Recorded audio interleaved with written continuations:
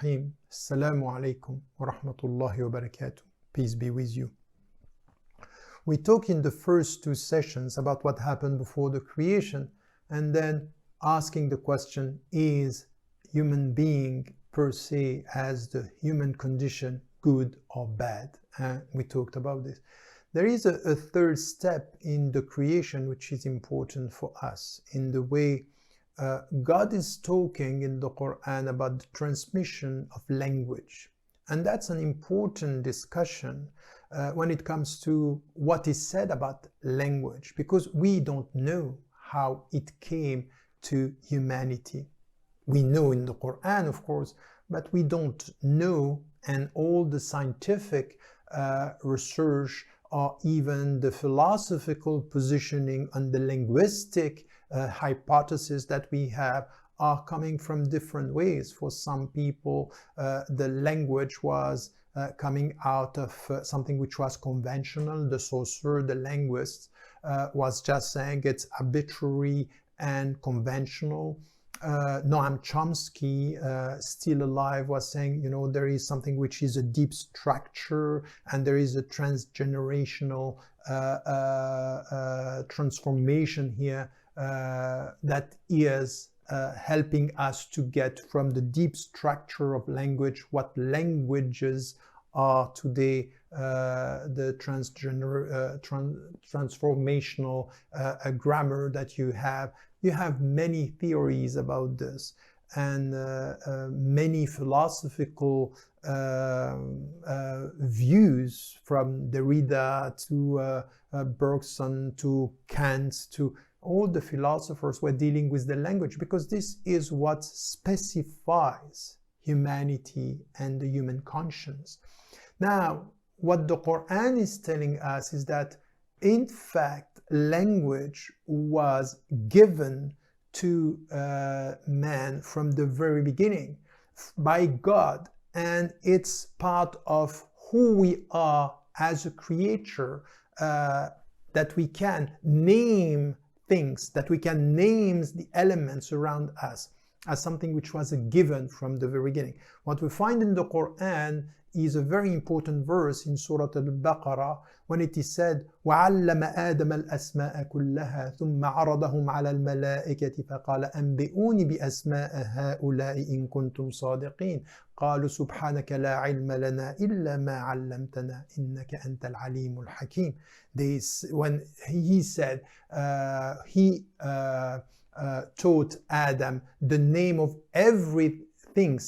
All the names were taught to Adam, and then he asked the angels, just tell me about the names of these things if you are sincere. And they answer, praise be to you, we have knowledge, but the knowledge you gave us, because you are the most knowledgeable and you are the wise. That's an important verse in many, many ways. First, it helps us to get that from the very beginning, as human being, we got the knowledge and we got the language.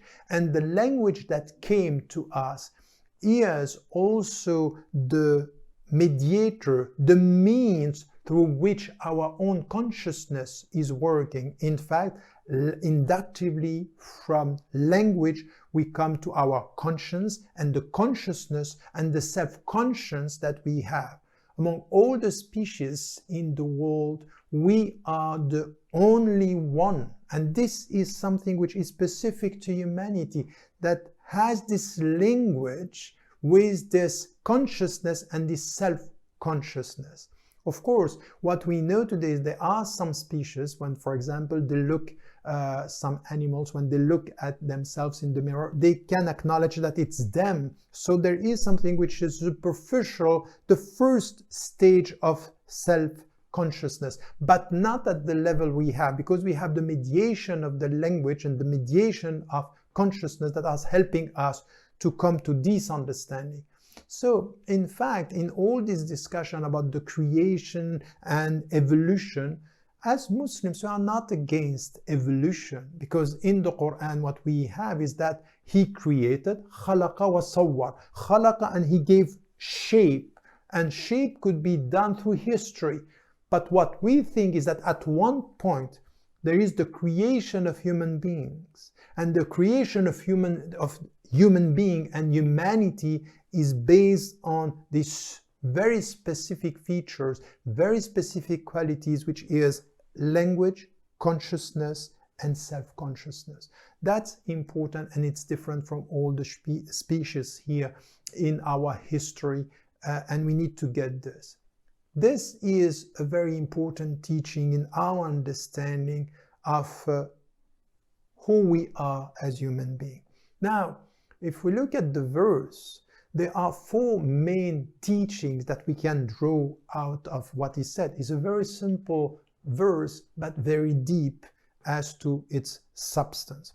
The first teaching that is important here is that, in fact, the language that was given to us, the name of everything from the very beginning, is something that we got from God, and in fact is the way it's going to define humanity. Language, it's important for us, and it's the way we will deal with our reality and the surrounding reality, and this is where we will get this knowledge, the knowledge that is so important. The second teaching, which is also important, is in fact to remember that the angels were also talking to God. They were talking to God and communicating with God, but not with the language that was provided to humanity, because they don't get this. They say, we don't know. So Allah is asking, God is asking them, just tell me about the names. We don't. So in fact, out of this story, we understand that there are many languages, different languages. Not only the languages that we have between, tribes and nations, because these are also signs that God is the creator. وَمِنْ آيَاتِهِ اخْتِلَافِ أَلْسِنَتِكُمْ, that among his signs that you have many languages. No, it's not only languages among human beings, among nations. It's different types of languages that we have between species, for example, but also in nature. Trees and species have their own language, and fish as well. And now we understand that at a different level, between God and the invisible world, there is languages that he understands that we don't. And then from this we understand we have been privileged to have the names of everything, but at the same time we are limited in the way we apprehend and we understand other languages. So that's an important teaching as well. There is a third teaching which is also important. As we know, in the Quran it is said that the angels were asked to prostrate before Adam alayhi salam, and that's very strange because they are praising God all the time. They are close, they have been created from light when we have been created from dust, and still they have to prostrate. And this is where we understand that in fact the specific quality, the specific feature of humanity, of human being, is this knowledge that he has, this knowledge, the names of everything. He's dignified by this language. And language means two things here that we need to get.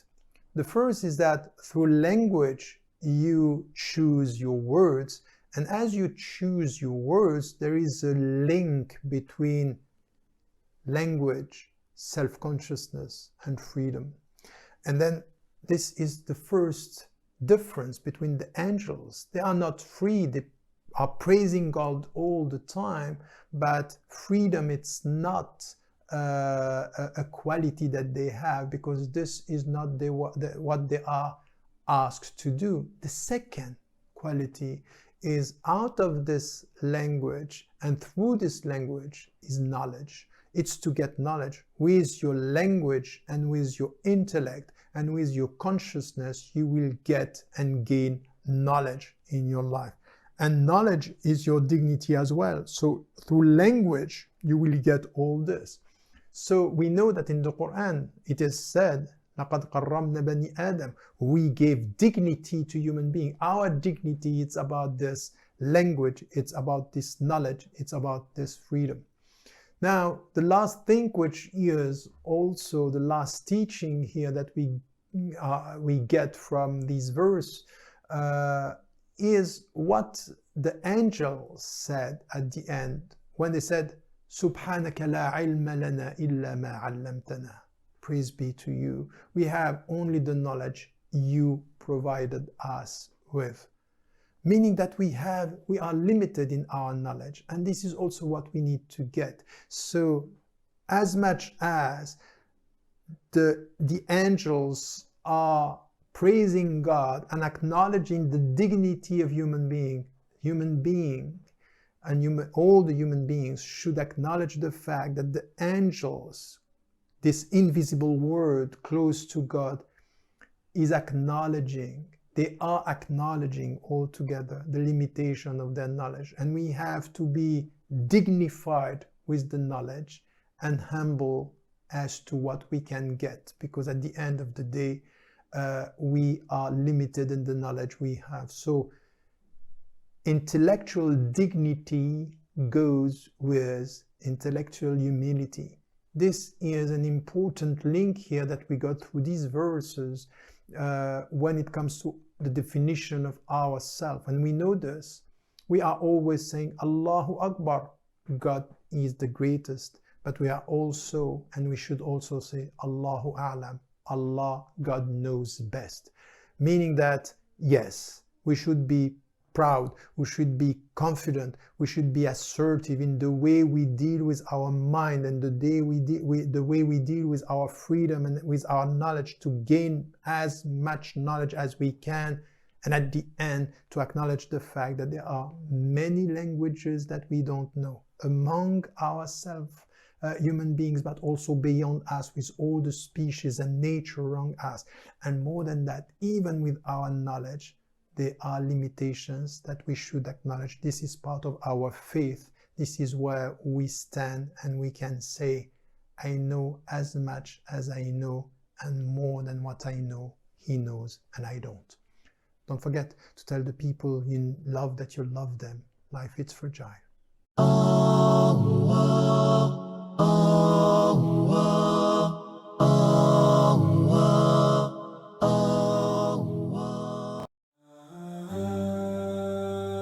Stay tuned to Islam 21C to catch the front row for the online masjid.